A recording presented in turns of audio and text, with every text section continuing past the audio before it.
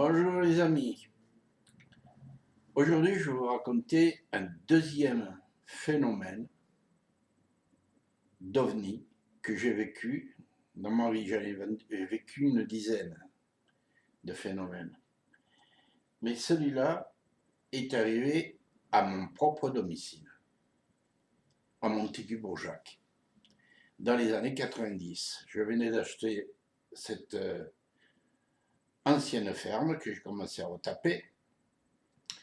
Et au début de l'hiver, ma belle-sœur et sa fille, c'est-à-dire ma belle-sœur Sylviane, sa fille Stéphanie, nous ont rendu visite. On était en plein travaux, hein. Et était présent mon fils Jérôme, mon épouse Régine et moi-même. Donc nous étions 5 personnes. C'est important d'être 5 personnes parce que on ne peut pas dire que nous avons halluciné. On était 5. Donc voilà, après avoir goûté, bu le café, vers 18 h, la nuit tombait déjà. C'est important ça, que la nuit tombait, parce que vous allez voir, nous étions au début d'hiver, le jour commençait à baisser, c'était la pénombre, et nous accompagnons ma belle-sœur et sa fille à l'extérieur. Je suis le premier à sortir. Et quand je sors, subitement, j'ai senti qu'il se passait quelque chose d'anormal. Il n'y avait aucun bruit. Quand je dis aucun bruit, rien. Pas de vent, pas d'oiseaux, pas de voiture, pas d'âme qui braille.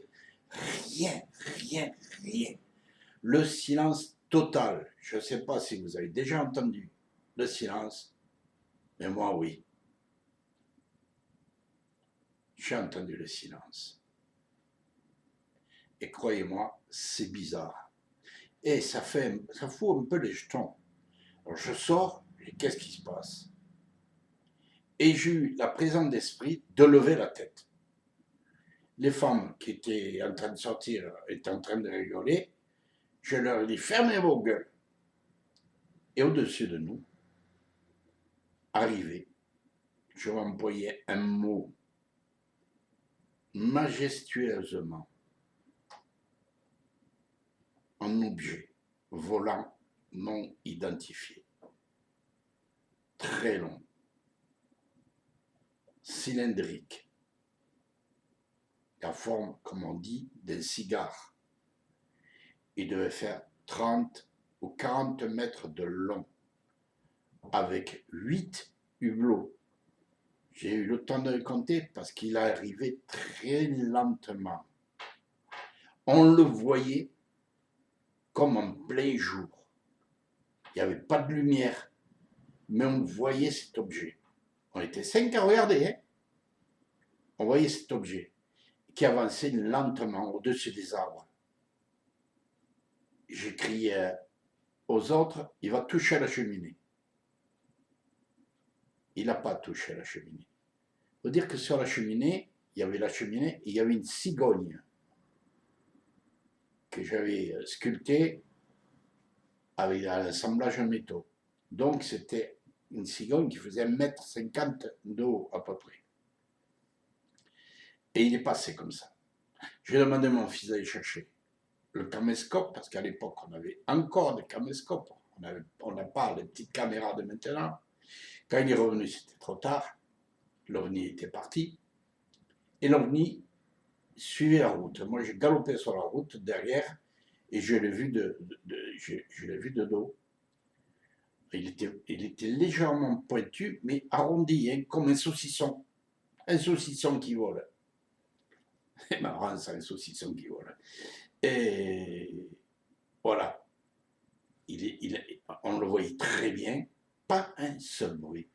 Rien, rien, rien. Et quand il a disparu, tout est redevenu normal. Le son est revenu. On entendait tout. Ça a duré quelques minutes, cette expérience. Et moi, je m'en souviens comme si c'était hier. On n'en a jamais parlé. On n'a pas été dire au maire, il y a un ovni qui s'est volé la maison ou quoi que ce soit. Parce qu'on a très bien. Les gens auraient dit, ça là, ils s'en foutent. Surtout qu'on venait d'arriver en plus. Il y a quelques mois qu'on était là. Donc voilà. Voilà mes amis, cette histoire est courte, mais elle est vraie. Bye bye, je vous en raconterai une autre. À bientôt. Ciao.